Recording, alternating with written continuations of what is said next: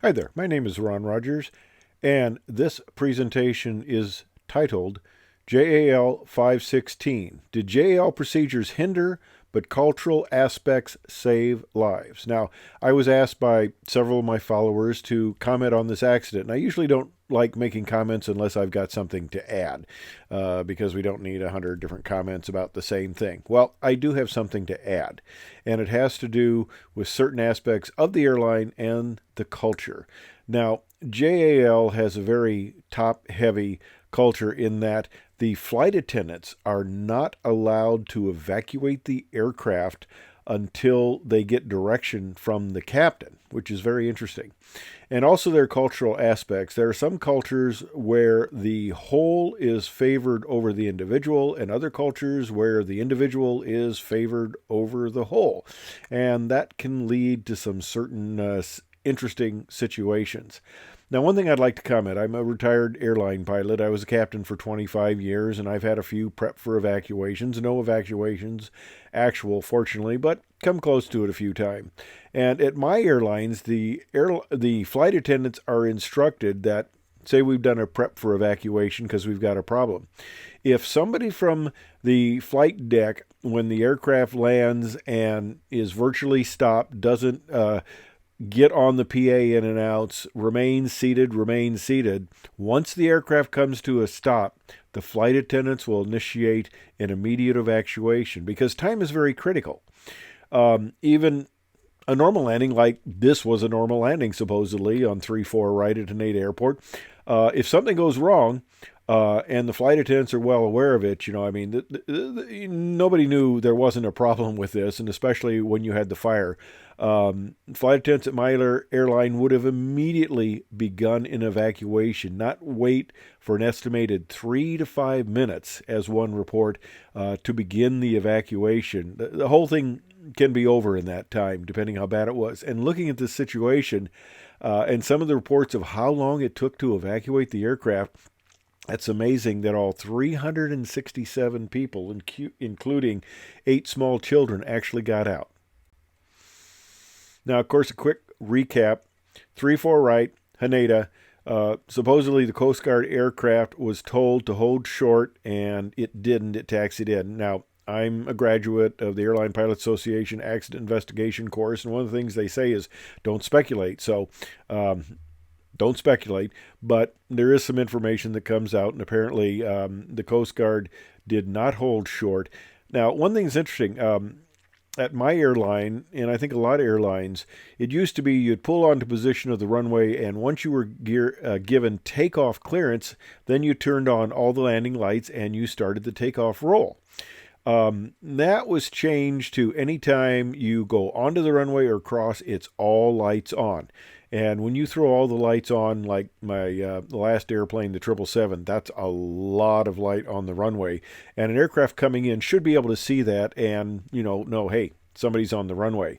I don't know if that was their procedure or not. It's a smaller aircraft. It may not have had those strong landing lights, but apparently the aircraft, the Coast Guard, the Dash 8, was not seen by the JAL crew. And they come in and, of course, they had the collision and slid for quite a ways and had just a massive fire. Now, of course, they're coming into land. They're going to have, a minimal amount of fuel. It's not like initial takeoff, but they'll have enough fuel for, obviously, a very good fire. And this was, unfortunately for Airbus, after a little bit over a decade in service, it was the first major hull loss of an Airbus 350, which is a beautiful airplane. Now here we talk about they had just tucked down, they impacted, and they started to slide.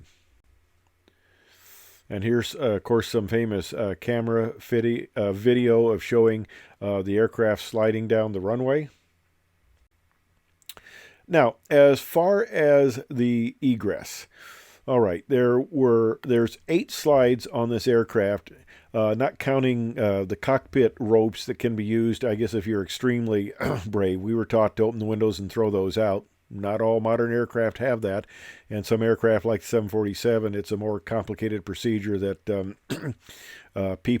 passengers are not going to utilize. But anyway, they should have 4 exits available according, at least that's the way the certification is done.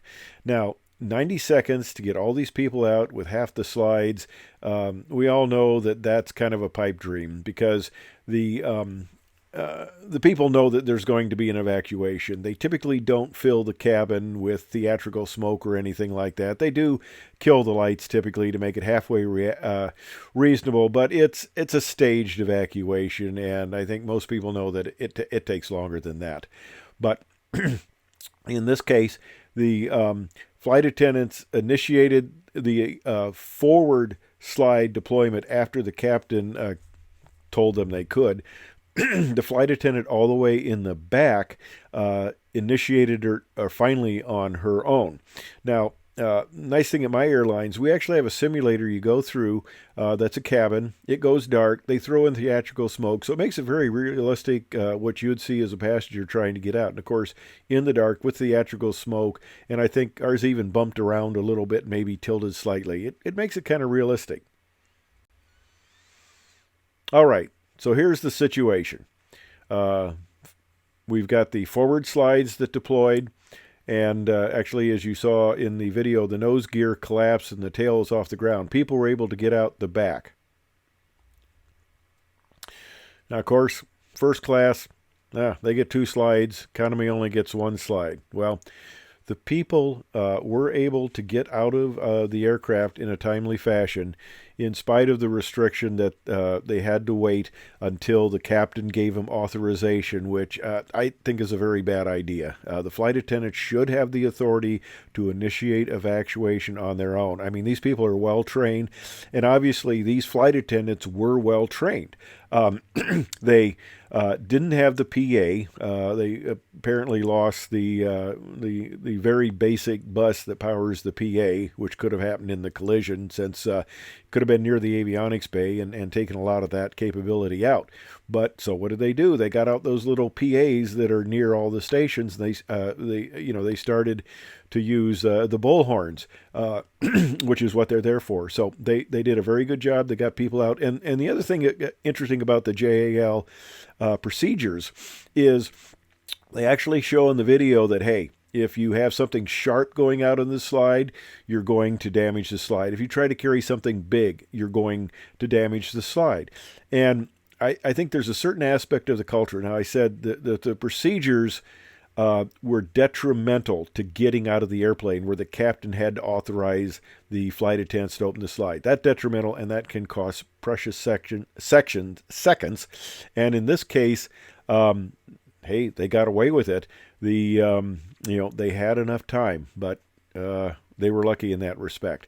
The other aspect is that the Japanese people are, at least in my opinion, are more considerate about the good of the whole as in the individual, and they follow directions very well. They left carry-on items behind. Now, I was on a 747 at Kennedy, a Pan Am 747, and they had a ground cart, power cart, very big air conditioning power cart under the left wingtip, and we had the airplane pretty much boarded, and this thing caught on fire. I mean, there are flames coming over the tip of the wing of the aircraft, and the captain gets on there and he starts telling everybody they need to get on. And I'm sure he was made aware of the severity of the fire as it was increasing, because his voice was getting more and more insistent that evacuate the aircraft. Now, they used the front door, which, you can be debated if that was a good idea, because, there were flames coming over, but the aircraft hadn't actually caught on fire yet. But, that's debatable, of course. But we're starting to get out there, and this lady in front of me has a cello, which she's trying to drag through the aisles, and of course she's blocking the aisle with that. Now, I was a board member of a symphony orchestra, so I understand how, I got a better appreciation of how important these instruments are to the musicians. But in this case, I said to the lady, I said, look out that window, because where I was at, you could see it. I said, look at that. See the flames? Leave the cello, move. So I had to yell that, and then the people started moving. We got all off, and then they pushed the aircraft back away. They couldn't move the truck out of the way in time, but they pushed the aircraft away, and we ended up getting on a different aircraft. I think they inspected it for damage. But anyway, uh, they had enough time to get the people out. I think they had more time than probably would have been reasonable given the severity of the fire.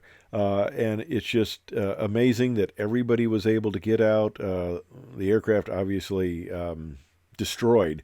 And it's pretty amazing feat that everybody, except for of course, the poor people on the Dash 8, escaped. The pilot so far has survived the Dash 8, but everybody else on board was killed. So it's, in my opinion, a rather amazing tale of survival.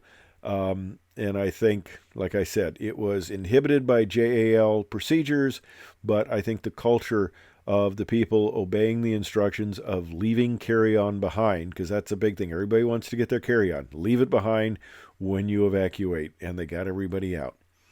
Anyway, that's my 2 cents worth. Thanks for watching.